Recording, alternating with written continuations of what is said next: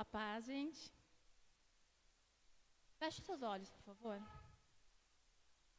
Senhor, em nome de Jesus, eu peço que acima de qualquer coisa, a palavra seja ministrada no coração de todos que aqui estão.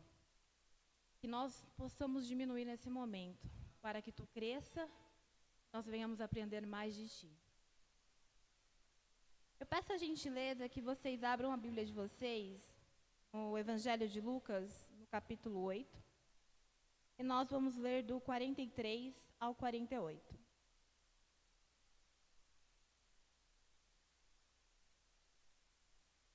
E estava ali certa mulher que havia 12 anos vinha sofrendo de uma hemorragia.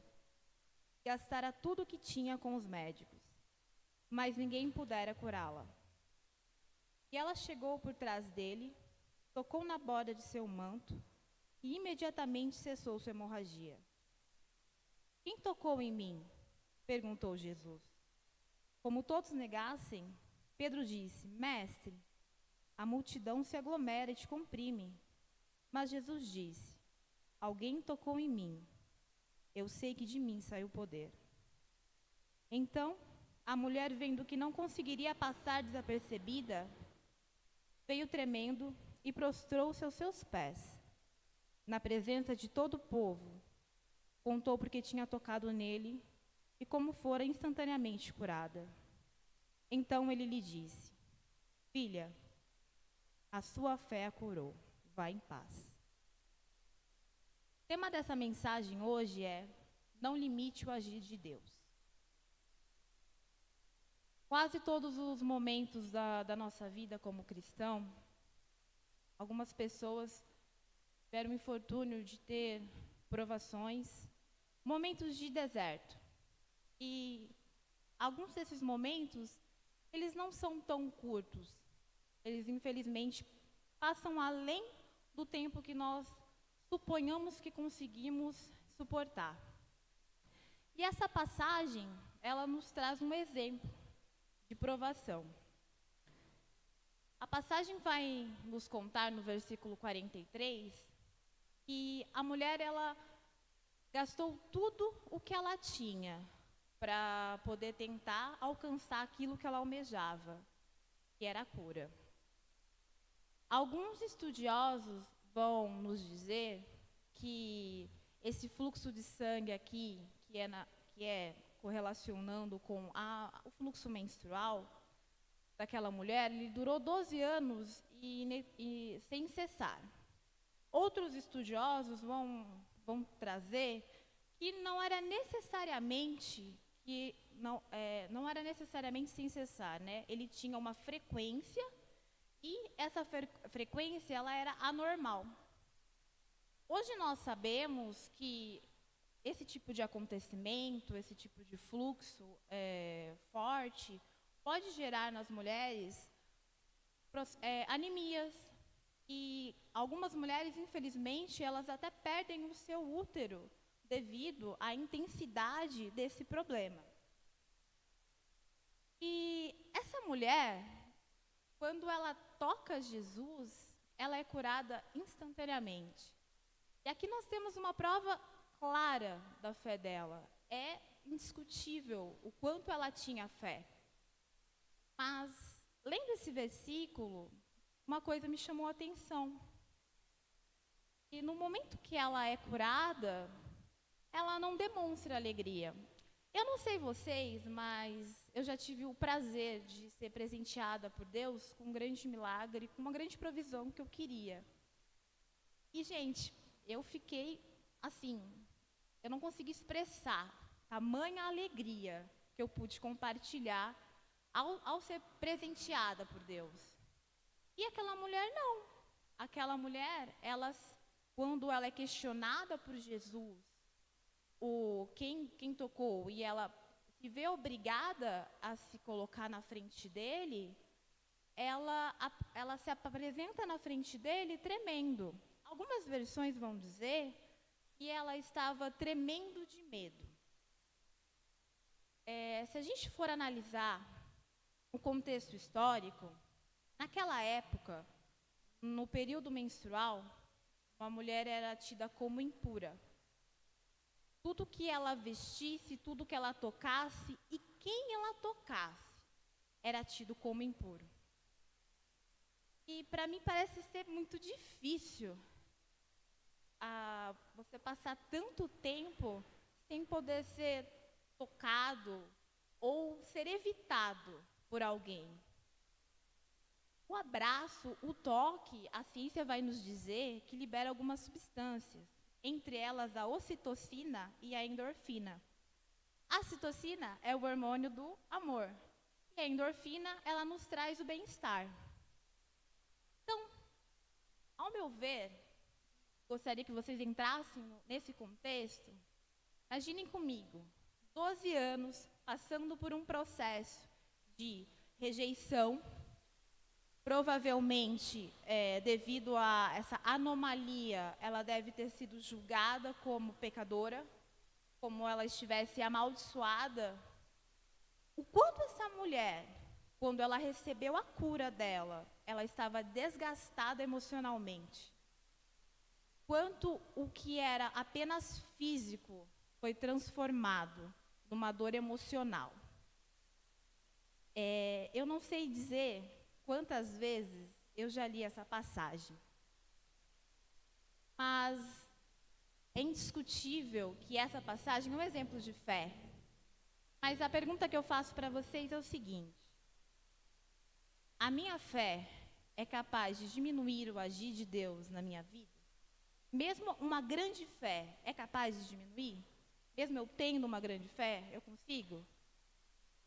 Se nós formos olhar em Marcos, porque essa história, ela é contada em Marcos, em Mateus e em Lucas. Na versão NVI, no capítulo 5, no versículo 34, nos diz o seguinte: então ele lhe disse: filha, a sua fé a curou. Vá em paz e fique livre do seu sofrimento. Sofrimento. Ela já estava curada fisicamente. O que ele quis dizer com o sofrimento aqui? Essa mulher, ela se encontrava num momento de desespero. O que o desespero é capaz de fazer na nossa vida?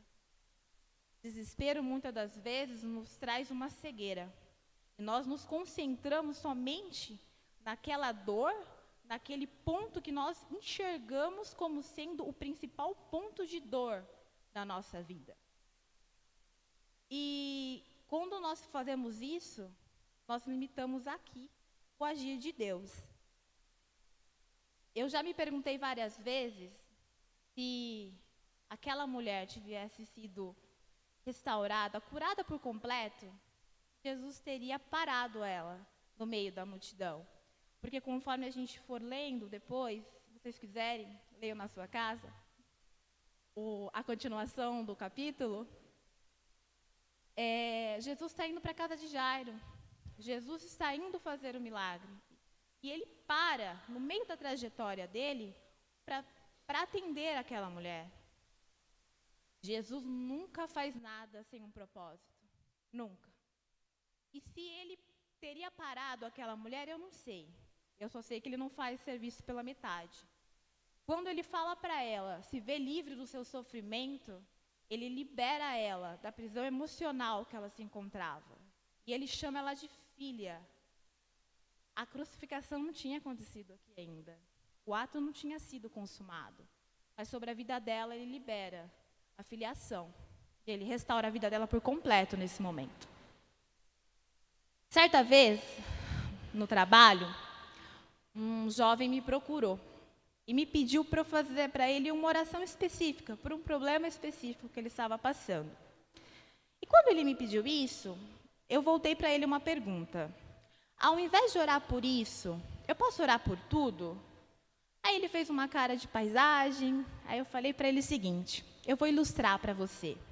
É que você está me pedindo uma gota de água, e você tem acesso a um oceano inteiro. E eu consegui falar um pouco para ele de Jesus, um pouquinho para ele do amor de Deus. Muitas das vezes o desespero nos tira o foco que é Cristo.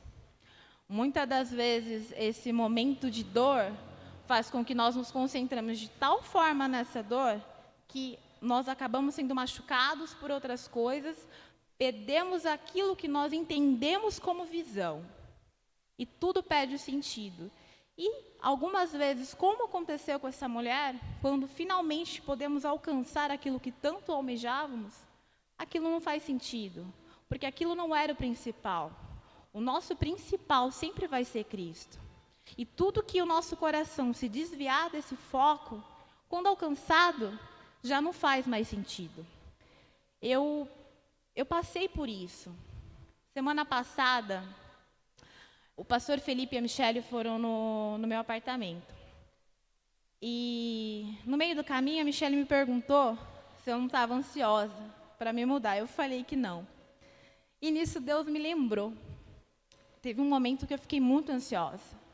Não sei se todos sabem, mas o meu apartamento foi um milagre de Deus. Foi um presente que Ele me deu. Me deu nos mínimos detalhes. Uma vez eu passei em frente ao condomínio, eu olhei e pensei, nossa Deus, seria sensacional morar aqui. Mas eu não tive coragem de pedir. Eu sequer tive coragem de pedir. Eu só pensei, Deus, se o Senhor quiser, que seja feita a sua vontade. Quando, meses depois, eu fui procurar um apartamento e consegui esse apartamento, eu fui orar, pedir a confirmação de Deus, e Ele me lembrou. O Espírito Santo me lembrou que aquilo era um presente dele para mim. E depois que eu fiz a compra do apartamento, depois que eu comecei a mexer, eu comecei a aprender o meu coração no sentido de ter providência para poder finalizar. E chegou um momento que aquilo me tomou de tal forma, sentimento de angústia, de desespero em certos momentos, e eu fui orar. Eu fui perguntar para Deus o porquê daquilo. E Ele me lembrou. Ele falou, filha, se aquilo que você nem sonhava eu te dei, por que você está prendendo no seu coração numa coisa tão pequena que só ainda não chegou o momento? Eu quero trazer para vocês aqui 2 perguntas.